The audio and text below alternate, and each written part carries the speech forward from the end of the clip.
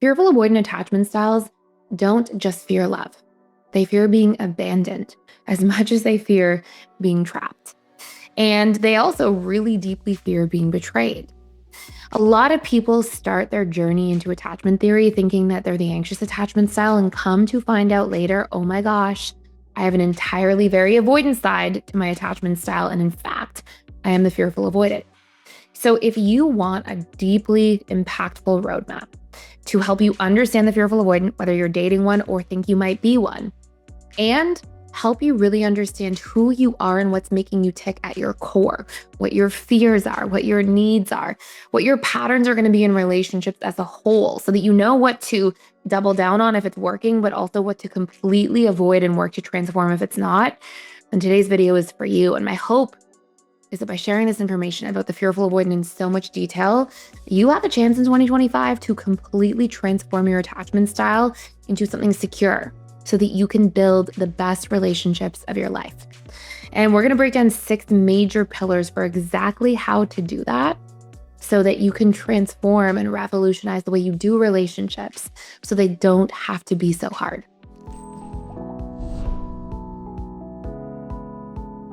So let's first talk about what these 6 pillars are, okay? So these 6 pillars are the way I break down integrated attachment theory, which is really the psychology and science of how we change our attachment style and become securely attached. And it starts with number 1, our core wounds, which is sort of like our relationship baggage. Then it goes into our needs.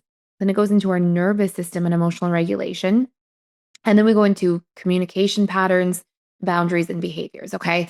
Now, so in order to more deeply understand fearful avoidant attachment style, I've broken integrated attachment theory into 6 major areas. And integrated attachment theory is the science of the root causes of our attachment style and the science and psychology of how we leverage neuroplasticity to deeply change and really rewire what is not working, okay? The very first pillar, we're going to go through all 6. And I'm hoping you just have so much insight after this, where you literally can change the way you see yourself and just have such a depth of understanding. But the first major pillar is your core wounds. Your core wounds are basically your relationship baggage. Okay. These are the things that you are bringing from usually your childhood. If this is where you developed fearful avoidant attachment style, which by the way, we actually develop our early attachment style between ages of 0 to 2. But everything is conditioning us all the time. So you could be secure and then go through a really tumultuous situation where you lose a parent in a tragic accident, for example, and at 8 years old, suddenly you're anxiously attached. Or you could go through a really traumatic situation where there's a lot of chaos in the home. Suddenly a parent becomes an alcoholic when you're 9, and now you're a fearful avoidant, right? So everything is conditioning us all the time. But think of your core wounds as being the baggage you bring from the past into your present and future. And usually, these are the very things that are unfortunately going to create the greatest likelihood of you destroying relationships as an adult. And I say that with so much empathy. I know that that doesn't sound very nice, but like me saying that so bluntly is coming from a place of like, I want you to know that and understand that because I know how hard it is to be a fearful avoidant because I was one. And you will probably feel, if you're a fearful avoidant like I once did, that, your actions are justified in relationships when you self-sabotage. And I'll tell you what I mean by that. For me personally, I had a lot of core wounds. I had a lot of relationship baggage that I took from my own childhood. And so when I felt like I would never hurt someone first because I was so hyper vigilant and diligent about like not hurting somebody. But if somebody hurt me, I felt like all bets were off. I would be like, oh, I can now behave however I want. And that could be saying really harsh things and being really critical. That could be like just icing somebody out and stonewalling so strongly. That could be being super suspicious. And I would do these things thinking, well, all of my actions are justified because you hurt me first. So now I can react however I want. I'm not the herder. But I came across this quote one time on my own healing journey. It said, he who hates evil only creates more of it. And I remember being like, oh my goodness, this is me. I hate the actions that hurt me and other people. And I respond with exactly the energy that I'm threatened by. So if somebody is dismissive to me, I would be like, oh, fine, I won't talk to you either. I'll be dismissive right back. Or if somebody was critical, I might snap back really hard and over defend myself. If somebody was, sort of incongruent or I didn't really trust them, I would be like, oh, okay, I'm just going to take a step back and behave that same way. So I would be doing back what somebody else was doing to me first rather than trying to talk about it, work through it, have healthy conversations about it. If it was the wrong situation and somebody was going to keep being unhealthy, sure, I can walk away in a healthy way, but there's no justification for for me to start showing up in a way that I don't like other people are showing up just because they did it first. And I realized in this point of my own emotional maturity and personal growth and evolution, like, wait, what am I doing? And so, that's why I said that, so bluntly earlier is like, I want you to be able to recognize that, like, you hurt yourself when you do those things because you enable this sort of path of destruction that, like, if something hurts you, you kind of sabotage back when you're a fearful avoidant and you don't even recognize it the vast majority of the time because you're so busy in the pain of how someone hurt you to be able to properly observe and see yourself and your own actions. And so, getting back to this first pillar, your relationship baggage are your core wounds. And these are the core wounds that we've identified in integrated attachment theory for the fearful avoidant. And they really boil down to these main things. And I know it's going to sound like a lot, okay? But these are like the root things that will hurt you the most. And so much of what I teach in the personal development school, basically the whole premise is that you can rewire, leveraging neuroplasticity, these core wounds. You can actually change these things. You're able to transform. You're not born with these core wounds. They get conditioned into you through repetition and emotion. They create these neural networks over time, and you can recondition them. But we'll talk about that later. So here are the core wounds, okay? Biggest wounds: fear of abandonment, fear of being betrayed, okay? And if you don't trust somebody in the future, or you don't trust, like, oh, wait, how do I know they're going to stick around in 10 years? How do I know their feelings won't change? How do I know I won't get bored? How do I know that they won't do something to lie to me, to be incongruent? If you find yourself being really hyper vigilant and reading between the lines on everything, that's a trust issue, right? If you can't lower your guard to somebody and you're always reading between the lines, that shows that you're not trusting the future or yourself or the person or all of those things, the world, right? And so it's a big wound for fearful avoidance. The fear of being trapped, okay? Huge fear of being helpless, especially if you rely on somebody. Okay, so these are the core wounds. The core wound of being unworthy. And a lot of fearful avoidance will be like, oh, I don't really feel that unworthy. Okay, but if you are going through life trying to over deliver on everything to prove your worth, be the best partner, have the best date ever, make sure that it's the best phone call ever, make sure that you did the best that you possibly could and how you showed up with that friend that was, if there's this constant pressure to over deliver, overachieve, overperform, be perfect, it's usually coming from an unworthiness core wound that you're just compensating for. Okay. So big wounds there. Huge fear of being bad, being seen as a bad person. And again, you might be like, well, I know I'm not a bad person.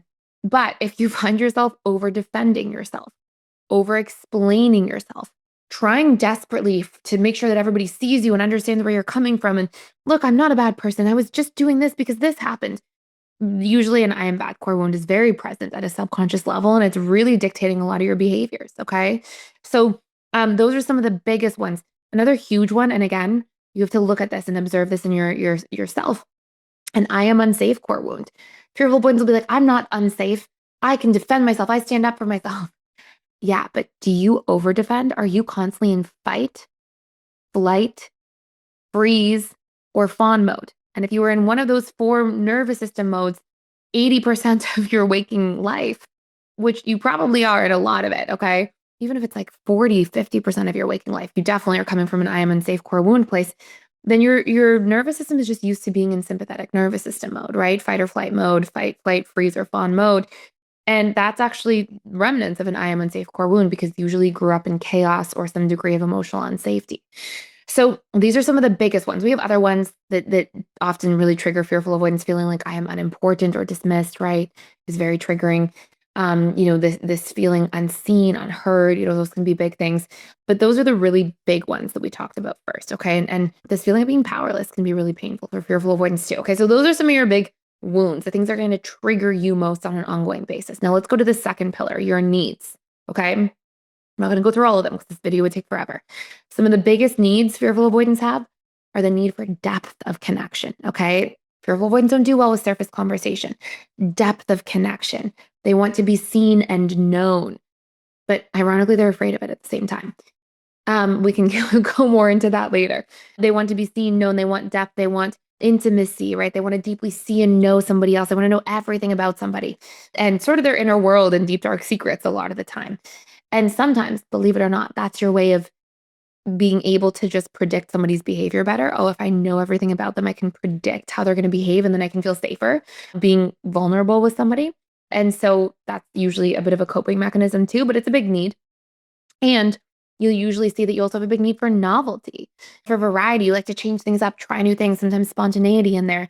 And yet, in order for any of your relationships to work or really last, you'll also have big needs for safety emotionally and trust.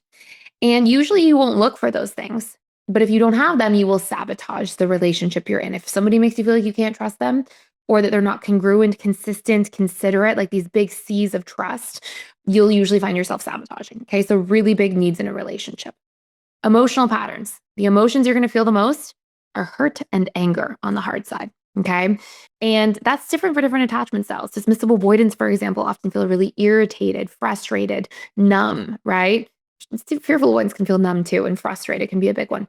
But you'll see like low level irritation, annoyance, a lot of numbness and emptiness for dismissive avoidance. Fearful ones are like hurt, angry, frustrated. Those are your big ones on the painful side. And again, we unpack these six pillars because through these six pillars, we then learn to rewire these things at their core. That's what all of the personal development school is based on. How do you understand these root causes of your conditioning as your attachment style and start changing them, right? But this is your roadmap to understanding yourself. Those are going to be some of your big emotions. Emotions are feedback, right? Emotions are not there to punish you. Bad emotions bring good information. And what I mean by this is, let's say you feel really hurt or angry. Those doesn't feel good to feel that way. But the good information is usually, oh, I have to set a boundary or I have to speak up for a need. Or sometimes you feel hurt because you're being really mean to yourself in your internal dialogue and putting yourself down and your emotions are poking at you like, hello, stop talking to yourself like that, right? Your emotions are there to wake you up and bring subconscious information to your conscious mind so you can be aware of the things that are happening and course correct and pivot, right? Like if you're angry at your boss because they dumped work on your plate and you're just furious, you use the anger, right? It's there to be used. It's there for you to go, hold on, I feel angry. Why? Well, I feel like a boundary is violated. I'm not getting paid to work late or to stay after. That's not a part of my job description or what I signed up for. Oh, let me go set a boundary. Hey, I'm not able to stay late. Then you used your anger for something good. And that's the alchemy of emotion. That's when then you won't find yourself feeling angry. If your boss is like, oh, well, I need you to stay. And you're like, I'm sorry. I'm not able to. I'm not getting paid extra for that. And maybe you decide for your boss, you'll stay, 30 minutes late here and there. But if it's like 2 hours late every day, you set your boundary and you feel relief, right? Then your emotions communicate to you, okay, you did it. That's better. You're better off. So the whole point there, right, is that emotions are giving you feedback. We'll come back to that another time. We talk a lot about that in the personal development school, how to navigate those things for emotional mastery. But so far we have your core wounds or baggage, okay? Your needs in a relationship, which are the big things you need to feel connected, loved, seen, understood, to feel like you connect with other people and like them. You'll like people more when they meet your needs, just straight up. It's how it works. Your emotional patterns, okay? The things that you're going to feel the most, and they're usually bringing you really pertinent information to your journey. And then our next pillars, okay, are your patterns of boundaries. Fearful avoidants they love to say, oh, I have good boundaries. I have great boundaries. When I was a fearful avoidant, I thought I had great boundaries too, because I could set a boundary like nobody's business when I got mad enough. I'm going to tell you something. If you set boundaries from anger and not before you get angry, you suck at setting boundaries. Okay. I used to think I was good at it because I would set boundaries, but it would be like, oh, after I didn't set boundaries 12 times, on the 13th time I blew up and I was a volcano erupting. I'd get so mad. How dare you? I can't believe this. And it's like, wait, that means I'm terrible at setting boundaries because that means I literally didn't set the boundaries in the small doses over time that would actually prevent this really unhealthy conflict that would come up later. Okay. So hugely important to be able to set healthy boundaries in the moment that your boundaries are being violated. And that's called the fearful avoidant boundary cycle. We call this in the personal development school, where basically you will be boundaryless until you get angry enough. And then you'll set the biggest boundaries, but usually those boundaries are destructive, not constructive. Usually they're boundaries that push people away, that cause a huge rift, that maybe you say things that you can't undo in a relationship and that hurt people and then feel terrible about it after, right? And then usually you feel terrible about it and you go back to being boundaryless again. So these are really important things to pay attention to, okay, in terms of your patterns and themes. And that's pillar number 4. Now we have 2 more. But I would just want to let you know briefly here that, these things, if you see them, these things are solvable problems. Okay. I promise you. If you're willing to put in a little bit of work, I promise you I was super fearful avoidant. All of my relationships were chaos and I was the chaotic one. And, I really did the work and showed up. And I was able to completely transform these cycles in my life. But you have to leverage neuroplasticity to do it. So we have to actually fire and wire and recondition these neural pathways that we have in our brain and our nervous system. And by doing this, which is not even hard to do, you just need a little bit of repetition over time with certain tools. You can change and you become secure and build the best relationships of your life. If you ask me, I've been with my husband for we're going on to our 11th year soon. And, I've been with him for a long time, and, like, if you asked me, like, 15 years ago, 17 years ago, "Oh, yeah, are you gonna be in a healthy relationship?" I'd be like, "That's not possible. Relationships don't last." I used to say I was never gonna get married, never gonna have kids, all these things, and that is so completely transformed for me, and that was because I did that inner work first, right? Now I don't have kids yet, but probably in the very near future. So that is not a pregnancy announcement, by the way. um, so hopefully you're just seeing like these are solvable problems. Okay. And we've had tons of thousands of people who've been through our programs and that I've worked with and done workshops and obviously in the personal development school that have healed their attachment style in a relatively short period of time, too. Now, oh, and by the way, if you want to do this work, you can check out for free for a limited time, not just the All Access Pass, where you can start learning about how to heal fearful avoidant attachments, literally go through your program on your dashboard for healing fearful avoidant, but you'll actually get to keep the needs course for life. So, we were talking about needs earlier. That needs course will help you understand all the ways your needs impact you so much more deeply, all the other needs that could exist in different relationships, and help you understand the needs of other people in relationships and how their needs affect them and how to love other people as what they need. And it's really the roadmap to deepening love and connection in relationships as a whole. And again, you get to keep that for life for free. Just for a limited time, just if this video is here now and you're still seeing this promotion in here, you can click the link below and access it. Now, the last two pillars, okay, are your communication and behaviors. Your communication patterns, fearful avoidants are all or nothing. They will hold everything in, not say anything, and then they will have it all come out at once. Okay. And that usually reflects your all or nothing thinking. All or nothing thinking patterns are actually very well researched and have a lot of roots in trauma. Okay. The more you had extreme situations happen to you, the more likely you are to see the world through extremes, AKA all or nothing thinking patterns. And so you'll see your communication patterns follow suit. You'll hold everything in, then say everything at once. You'll see that you tend to very much communicate through being very passive, passive, passive, and then aggressive. Like I joke sometimes fearful avoidants are not passive aggressive. They're really not. They do not like passive aggression. They're either passive or aggressive. And I say that with love, right? I'm not aggressive in like a really, you know, violating way, but just the harsh, right? Too blunt all of a sudden.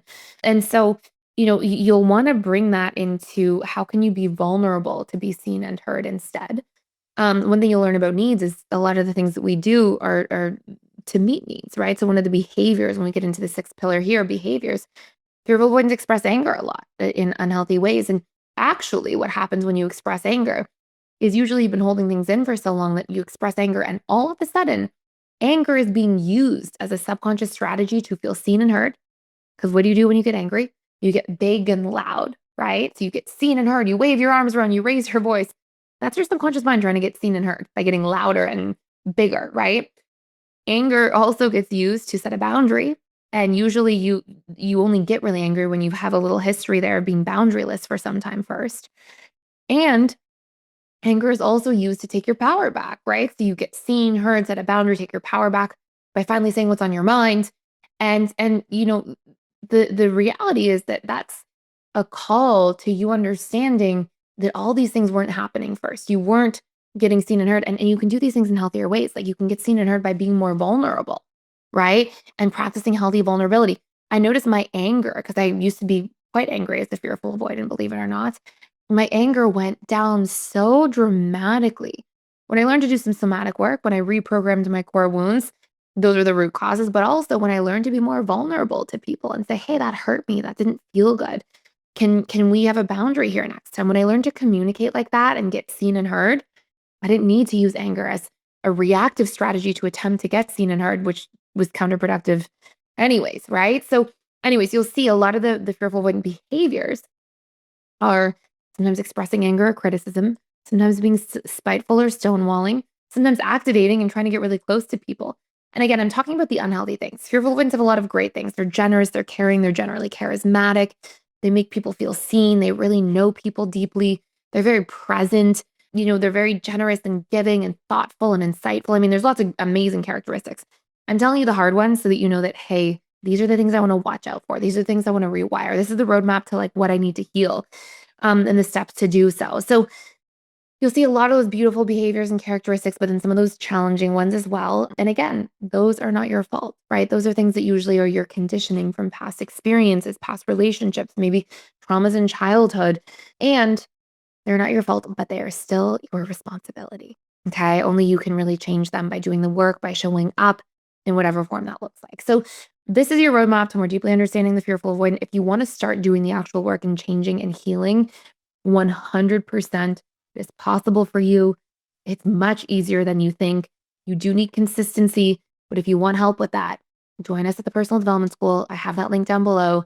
It's free access for a limited time. Plus, you get to keep that course for free so you can come in and check it out. It's literally no risk to you, and you get that gift in the process no matter what. And my hope is that you come in and move through the programs that are set out for you as a fearful avoidant and really start taking those actionable steps to heal, to really leave any of your past in the past where it actually belongs, and to start building the best relationships that you possibly can and have connection and closeness in a way that you didn't think possible, where you actually feel safe and seen and connected in those relationships, because everybody deserves to feel like that. And just because you've been through hard things in the past doesn't mean that always has to be what your future is like. So that is it for today. Thank you for stopping by and for watching. Please like, share, and subscribe if you enjoyed this video, if you like this channel. Make sure you subscribe too so you don't miss any of our daily content, and I can't wait to see you next time.